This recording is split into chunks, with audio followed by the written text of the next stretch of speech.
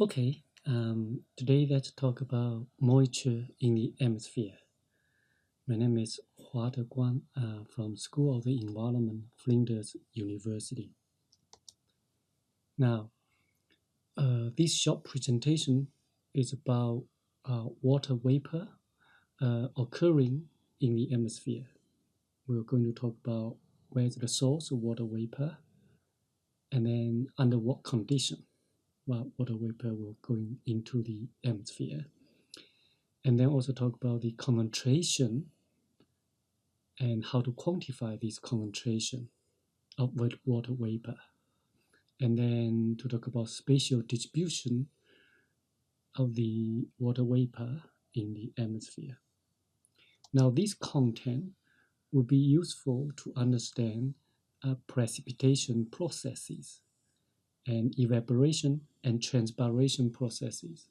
Also, other climate phenomena like sea breach, dew formation, droughts, and global climate change.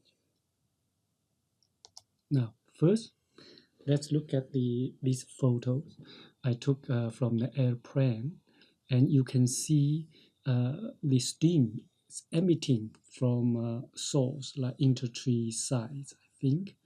And then this steam is very much like the steam that you see during at home when you boil water.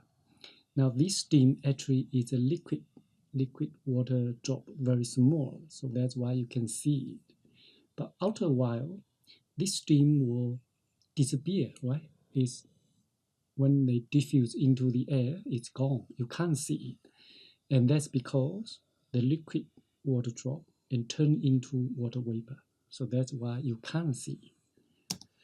So like this photo is very clear sky. And in this clear sky, well, the atmosphere under this clear sky, there's still water vapor. So now let's come to a question.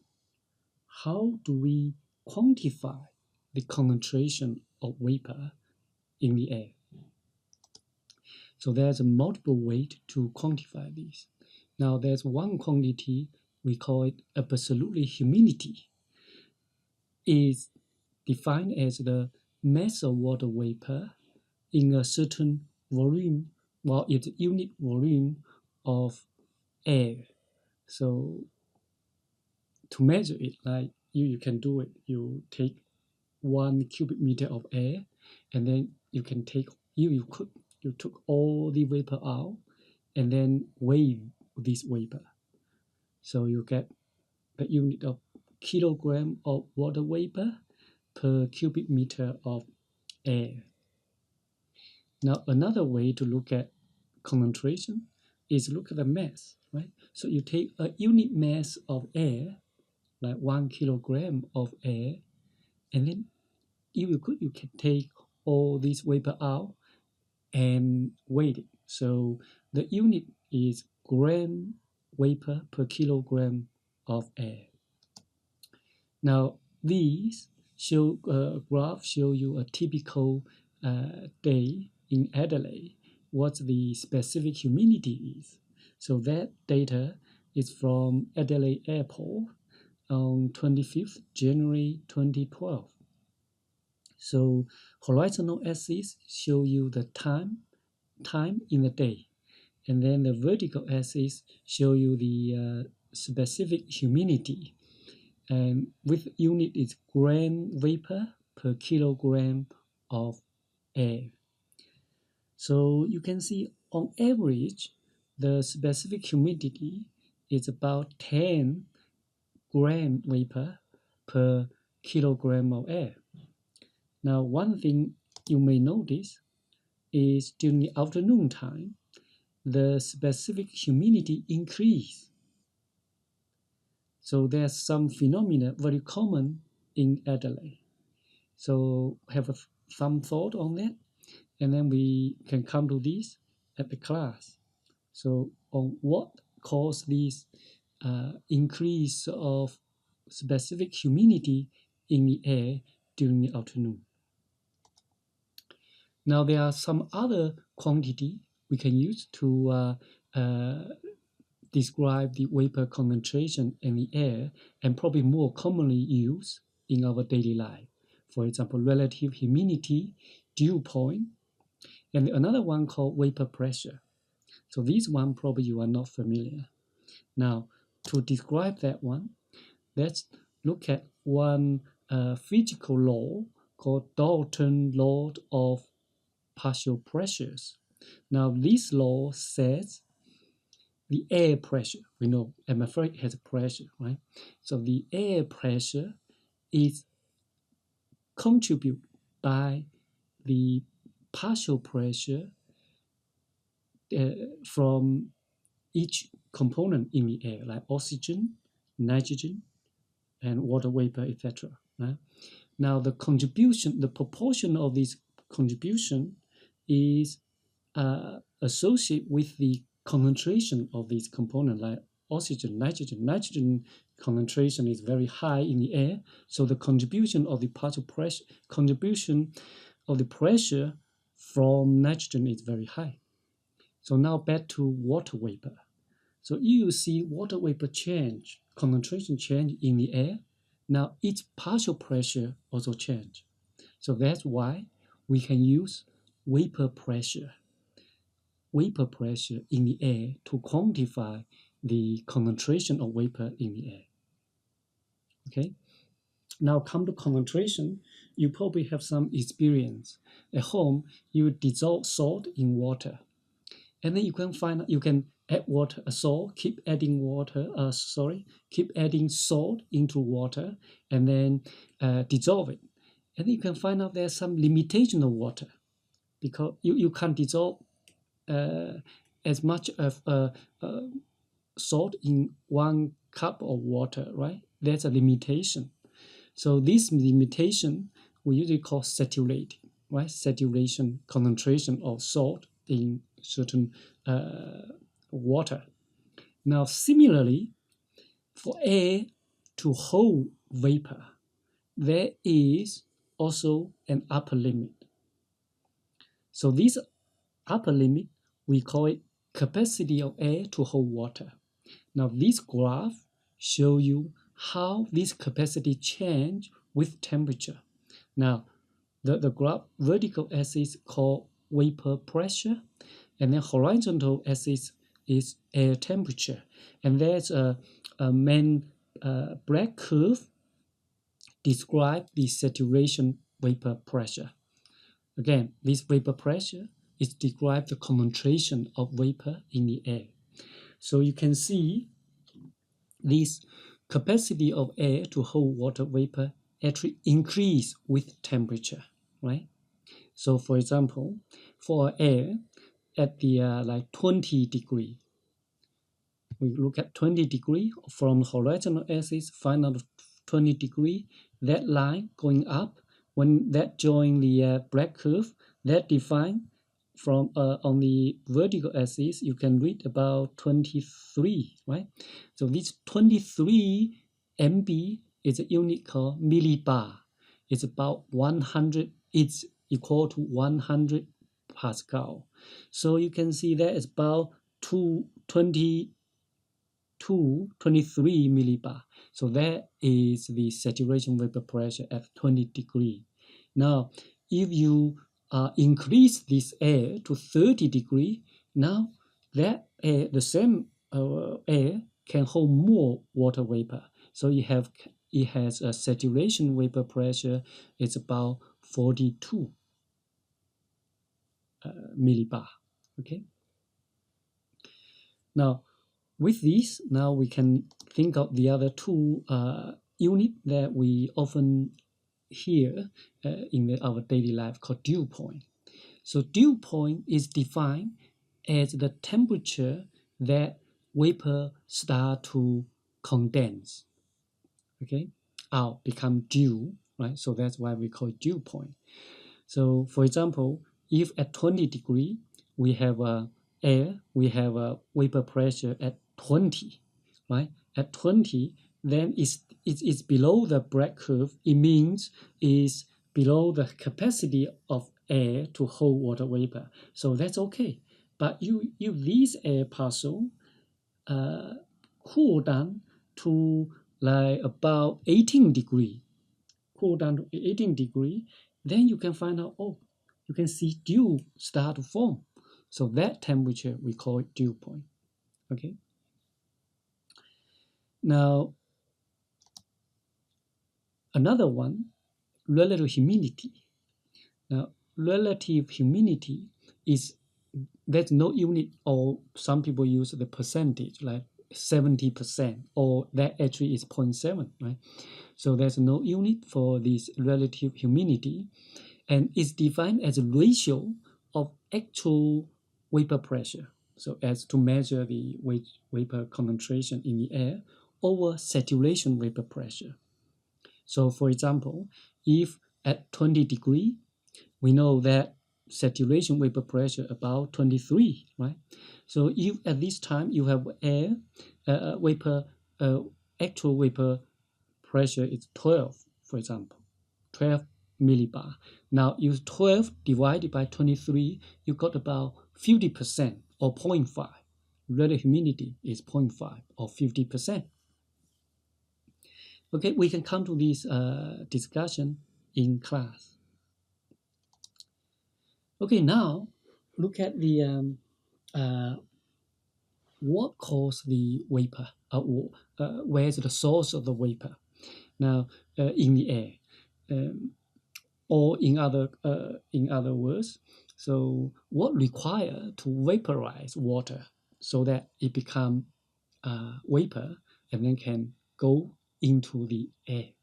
So of course, it's energy, right? So like what you boil water at home, you need energy. Now, how much energy do you need? So that is the one. To evaporate 1 kilogram of water, it requires about 2.5.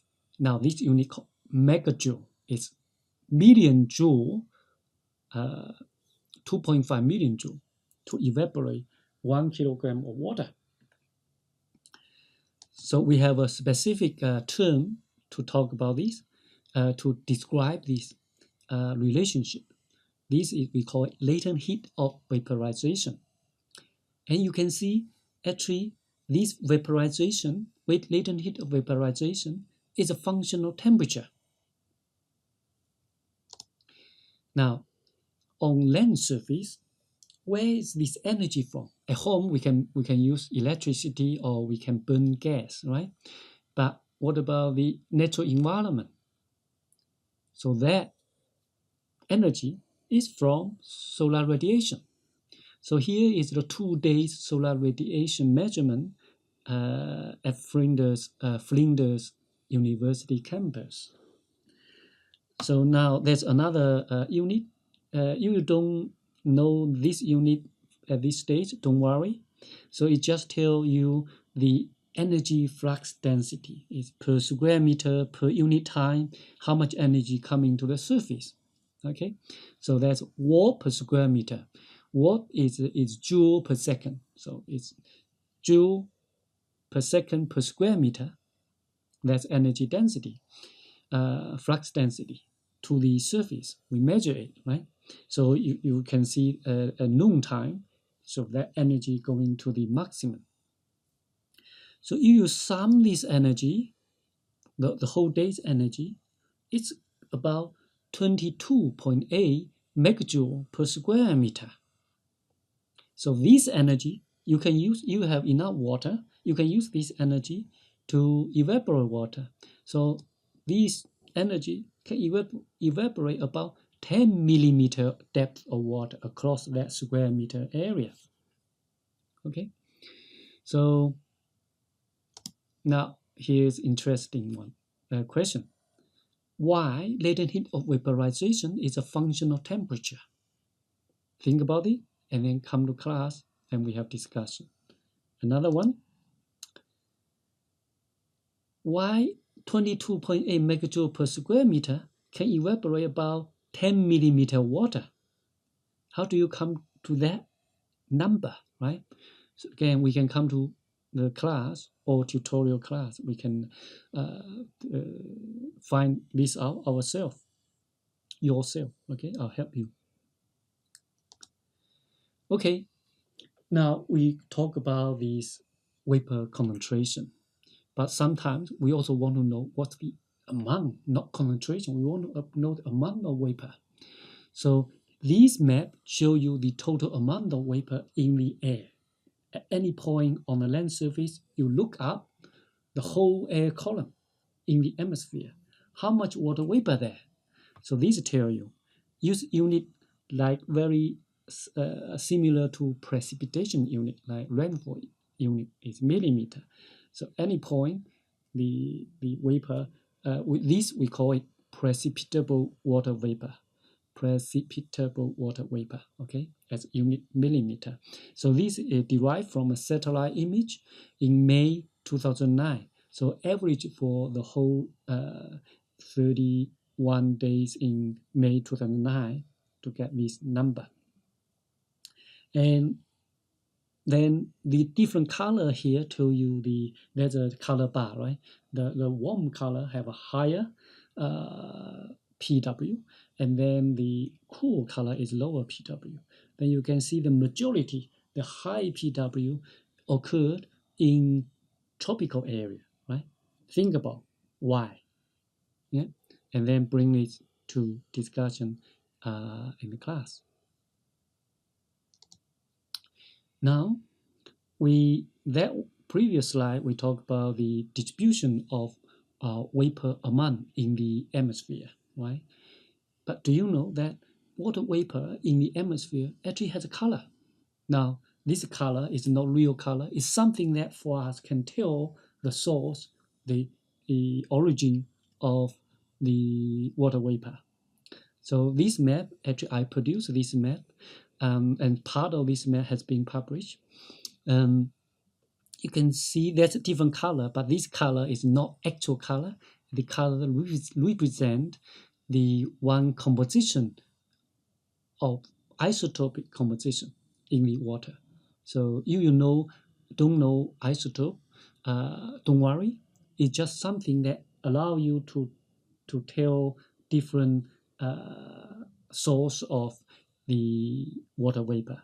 Now with these color, well, isotope composition, we actually can trace moisture movement in the atmosphere. Okay, now back to that precipitable water vapor in the atmosphere over the Australia. And you can see even in the central Australia, the PW has 10 millimeter. So if you can precipitate this out, it means 10 millimeter rainfall every day, right? Now the problem is we can't do this, right? So there's something we want to learn is next lecture is how can we precipitate this? It's not because there's no dry in central Australia. It's not because we don't have water vapor in the air. Is there's we lack a mechanism to precipitate this water out. Now briefly, how can we at what condition this water vapor can be precipitated out? So look at this vertical profile of the air temperature, and that is the dot line, right? So you can see close to the surface, temperature about probably 14 degree on average, right? Going up, a temperature decrease. Now look at this saturation vapor pressure. You can see if temperature decrease, then the capacity of air to hold water vapor reduce. So that's why we see at some high, you can see the water condense, become cloud, right? So if this process keep going, then we may have rainfall. Okay, now come to detail mechanism leading to precipitation. That's I'll talk about next time. Okay, that's it for today. See you.